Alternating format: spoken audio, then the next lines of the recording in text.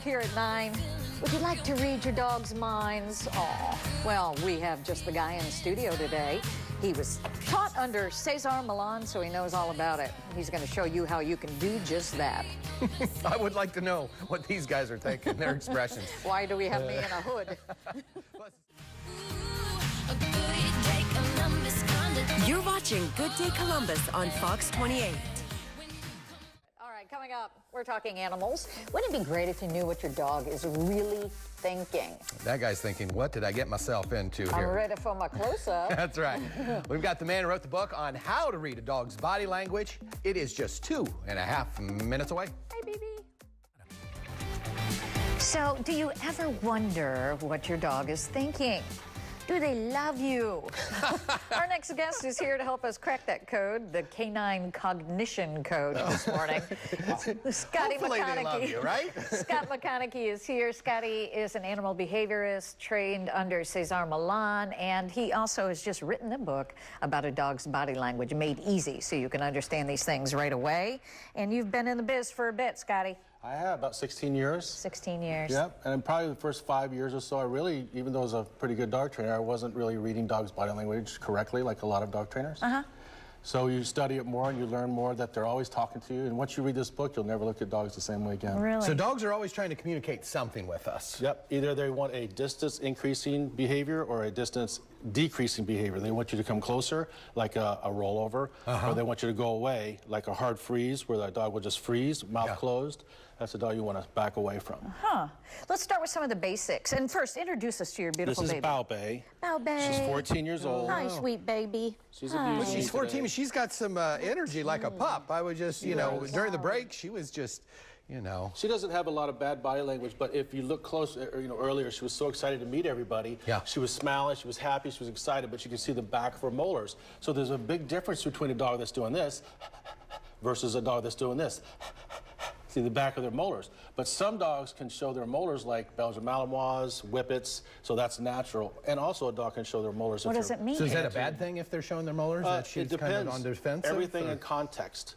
Everything in context. So if, Well, how do you know then? You have to read the whole body. Okay. So let's start with the behavior.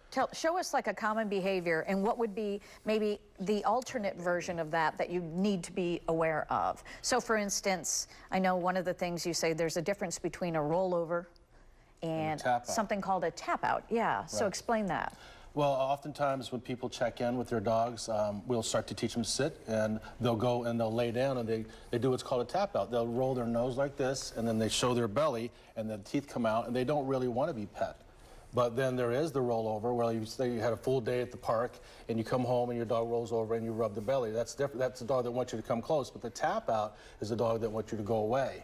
And people don't know that. She's hiding behind my leg right now. I think she's a little shy. So a tap out, then you should stay away. It's not an invitation to rub the belly. Right. What we do is we'll take a step, say, let's go. The dog will come up into the sit position, and then we'll rub their chest up to their chin. So we discourage it. But all the time, when the clients show up, the dog will go right back to the tap out. And we have to teach the clients that they have to stop their behavior. Okay. When rewarding it. Show us the paw raise, because there's some confusion over that as well. Come. Heel. Get in. Good girl. We haven't practiced it a lot, but she. And if you crinkle, how are you training? Do you do like with good girl? There you go. So does she get a treat, or she's doing it for a treat, for fun. But also, you know, if I'm training a dog, usually when I go to a sit or I'm getting a dog out of a kennel, and if a dog raises their paw like this, they're insecure. And they're stressed. It's their way of trying to calm themselves.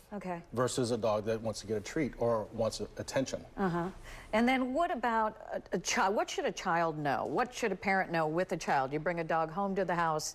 What should you be leery of? What are the body language signs that maybe the dog is insecure around a child? Mouth closed, hard freezes, whale eyes. So if you see the whites of a dog's eyes, that's trouble. Usually it's followed by a bite. But some dogs, like Boston Terriers, have big bulgy eyes, so you have to read everything in context. Just because the dog's wagging his tail, that doesn't mean he's happy. Is there a way dogs wag their tail that you can tell happy dog, scared dog? There is, good question. And yes, the tail that goes in a circle is definitely a happy dog. A circle tail. Okay. Well, the book is How to Read a Dog's Body Language Made Easy. That's right. But it's very difficult. And Scotty- But you're going to make it easy. But you can find this on Amazon. It has love all it. kinds of pictures in it, big illustrations that break down the different behaviors that dogs have and tell everybody where to meet you. You know, I got to tell you, Scotty, how I know him, he took a little bit of that devil out of my devil dog. Now yeah? she's just pure brat, but she's not a devil anymore because she was a biter. She really had I some remember problems. she came in growling at everybody here. Yeah. And- I think about her often. Yeah. She You were definitely able to- walks to the beat of a different drummer. Did not know Takes after anybody her could mama. tame the devil dog. Scotty, great to see you. Canine you, Scott. Ponderosa is where you go to if you want to have your dog's behaviors taken care of because he does a great job. Thank you. Good to have you. All here. right, time now for Take a Look at This.